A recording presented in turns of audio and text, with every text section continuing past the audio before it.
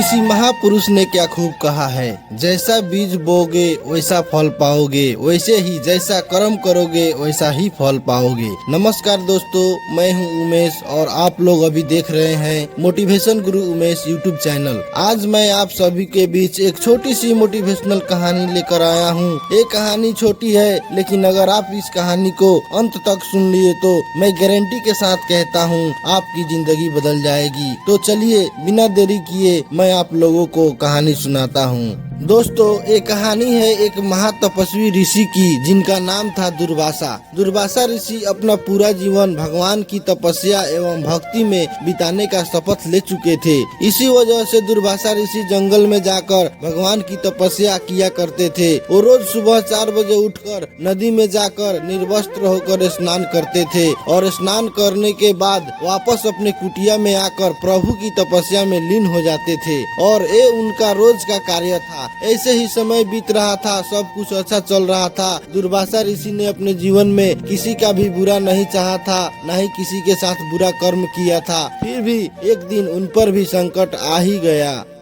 एक दिन की बात है, दुर्वासा ऋषि किसी कारणवश सुबह जल्दी नहीं उठ पाते हैं। इसी वजह से उन्हें नदी में स्नान करने जाने में विलम्ब हो जाती है। जब वो नदी की घाट पर पहुंचते हैं तब तक 5 बज चुके होते हैं। फिर भी वो जल्दी जल्दी अपना पूरा कपड़ा खोलकर निर्वस्त्र होकर नदी में स्नान करने के लिए प्रवेश कर लेते हैं। लगभग 10 मिनट अच्छा से नहाने के बाद जब वो बाहर निकलने का प्रयास करते हैं, उसी समय सुंदर सुंदर गोपियाँ उसी नदी की घाट पर स्नान करने के लिए आ जाती हैं। जब दुर्वासा ऋषि उन गोपियों को देखते हैं तब उन्हें बहुत शर्म आती है, क्योंकि दुर्वासा ऋषि निर्वस्त्र होकर नहाते थे, इसीलिए बिना कपड़े के वो नदी से बाहर नहीं निकलना चाहते थे।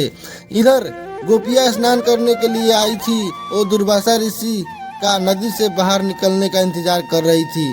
उधर दुर्वासा ऋषि गोपियों की जाने का इंतजार कर रहे थे। दुर्वासा ऋषि अपना कपड़ा गोपियों से मांगना चाहते थे, जो कपड़ा उन्होंने नदी के किनार पे रखे थे, लेकिन शर्म की वजह से गोपियों से नहीं बोल पाए।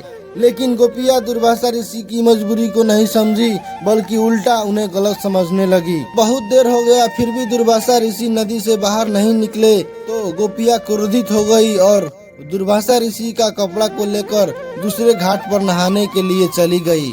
जब गोपियाँ दुर्वासा ऋषि जी का कपड़ा लेकर जा रही थी, तब दुर्वासा ऋषि उनसे अपना कपड़ा वापस रखने को बोल रहे थे। फिर भी गोपियाँ नहीं मानी और उनका कपड़ा लेकर चली गई। दुर्वासा ऋषि को नदी में प्रवेश किए हुए लगभग 1 घंटा हो चुके थे, फिर भी उन्हें बाहर निकलने का कोई रास्ता नहीं दिख रहा था। तभी द्रौपदी जी भी उसी नदी की किनार पर नहाने के लिए आ गईं। जब द्रौपदी जी नदी की किनार पर पहुंची तो उन्होंने देखा कि दुर्वासा ऋषि नदी में खड़ा होकर अपने आंखों से आंसू बहा रहे हैं। तब द्रौपदी जी को उन पर बहुत दया आ गया और द्रौपदी जी दुर्वासा ऋषि जी को बोली, हे महर्षि, आपको क्या परेशानी है कि आप नदी के अंदर प्रवेश होकर रो रहे हैं? यदि आप मुझे अपने परेशानी का कारण बताने का कष्ट करेंगे तो मैं आपकी जरूर सहायता करूंगी।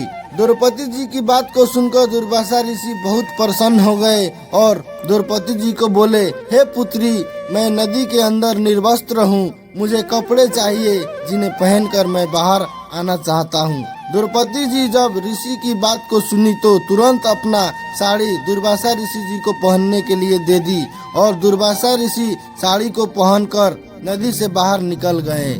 जब दुर्वासा ऋषि नदी से बाहर निकल गए तब वो द्रौपदी जी का बहुत बहुत धन्यवाद किए और बोले, हे बेटी, आज जैसे तुमने अपना साड़ी मुझे देकर मेरा लाज बचाया, ठीक उसी प्रकार एक दिन जब तुम पर भी कोई संकट आएगी तब यही साड़ी तुम्हारी लाज बचाएगी। ये मेरा आशीर्वाद है। अगर आज तुमने अपना साड़ी मुझे नहीं दिया होता तो आज मेरा तपस्या टूट जाता और मैं अपने प्रभु की भक्ति नहीं कर पाता। इतना बात बोलकर दुर्वासा ऋषि अपनी कुटिया की ओर चले गए। द्रौपदी जी ने दुर्वासा ऋषि को साड़ी देकर जो अच्छा कर्म किया था, इसी वजह से जब महाभारत में द्रौपदी जी की चीरहरण हो रहा था, तब यही साड़ी भगवान श्री कृष्ण जी द्रौपदी जी को देकर उनकी लाज बचाई थी। जो गोपियां दुर्वासा ऋषि की कपड़े लेकर चली गई थी, उन गोपियों की कपड़े खुद भगवान श्री कृष्ण जी ने नहाते वक्त छीन लिया था। दोस्तों, इस कहानी से हमें यही सीख मिलती है, अगर आप किसी के साथ अच्छा करेंगे तो आपके साथ भी भगवान बुरा नहीं होने देंगे। इस कहानी में आप लोगों ने देखा कि द्रौपदी जी ने दुर्वासा ऋषि की लाज बचाने के लिए अपना साड़ी दिया था, तो वही साड़ी चीरहरण के समय उनकी भी लाज बचाई थी। इसीलिए किसी महापुरुष ने क्या खूब कहा है, जैसा कर्म करोगे वैसा ही फल पाओगे। दोस्तों, कहानी अच्छी लगी हो तो प्लीज वीडियो को लाइक शेयर जरूर करें। धन्यवाद।